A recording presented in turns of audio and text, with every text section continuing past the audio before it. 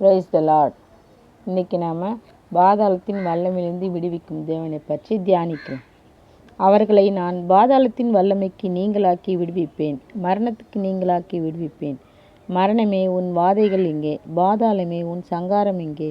மனமாறுதல் என் கண்களுக்கு மறைவானதாக இருக்கும். ஓசியா 13:14 பாதாளத்தின் வல்லமை ஒரு மனிதனுக்குள் இருந்தால் அது என்ன செய்யும் என்று வேதத்திலிருந்து நாம் அறிந்து கொள்ள வேண்டியது அவசியமாக இருக்கிறது.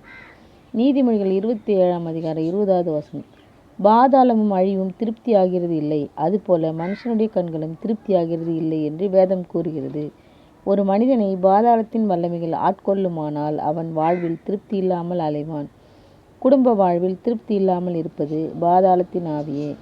வருமானத்தில் திருப்தி இல்லாமல் இருப்பது பாதாளத்தின் ஆவியே. இன்னும் திருப்தி இல்லாத தன்மைதான் பாதாளத்தின் ஆவி நமக்கு கொண்டு வருகிறது என்பதை அறிந்து கொள்ள வேண்டும். இதிலிருந்து நாம் விடுவிக்கப்பட என்ன செய்ய வேண்டும்? வேதத்திலிருந்து நமக்கு பதில் உண்டு. நீதிமொழிகள் 19:23 கர்த்தருக்கு பயப்படுதல் ஜீவனுக்கு ஏதுவானது, அதை அடைந்தவன் திருப்தி அடைந்து நிலைத்திருப்பான், அவனை தீமை அணுகாது என்று வேதம் கூறுகிறது. 1 தீமோத்தேயு 6:6 போதும் என்கிற மனதுடன் கூடிய தேவ பக்தியே மிகுந்த ஆதாயம் என்று வாசிக்கிறோம். தேவ பிள்ளைகளே, இந்த மனது எப்படி வரும்? தேவனுக்கு பயந்து வாழும்போது. கர்த்தர் என்னை காண்கிறார் என்கிற பயம் வரும்போது நமக்குள் இருப்பது போதும் என்கிற ஒரு மனநிறைவை தேவன் தந்து விடுகிறார். கர்த்தருக்கு பயப்படுகிற பயம் எப்போது வருகிறதோ அப்போதே அந்த பாதாளத்தின் வல்லமைகள் நம்மை விட்டு ஓடிவிடும். திருப்தி இல்லாத தன்மை மறைந்துவிடும். குடும்ப வாழ்விலும் வருமானத்திலும் மற்ற எல்லா காரியத்திலும் ஒரு திருப்தியை தேவன் கட்டளையிடுவார்.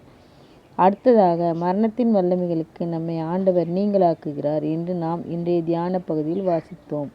எபேசியர் 2:14-15 மரணத்துக்கு அதிகாரியாகிய பிசாசானவனை தமது மரணத்தினாலே அழிக்கும்படிக்கு ஜீவ காலமெல்லாம் மரண பயத்தினாலே அடிமைத்தனத்திற்குள்ளானவர்கள் யாவரையும் விடுதலை பண்ணும்படிக்கு அப்படியானார் என்று வேதம் கூறுகிறது. தேவ பிள்ளைகளே, நம்மை மரணத்தின் வல்லமைக்கு நீங்களாக்கும்படி இயேசுவே சிலுவை மரணத்தின் மூலமாக அந்த மரணத்தின் வல்லமைக்கு நம்மை மீட்டு இருக்கிறார்.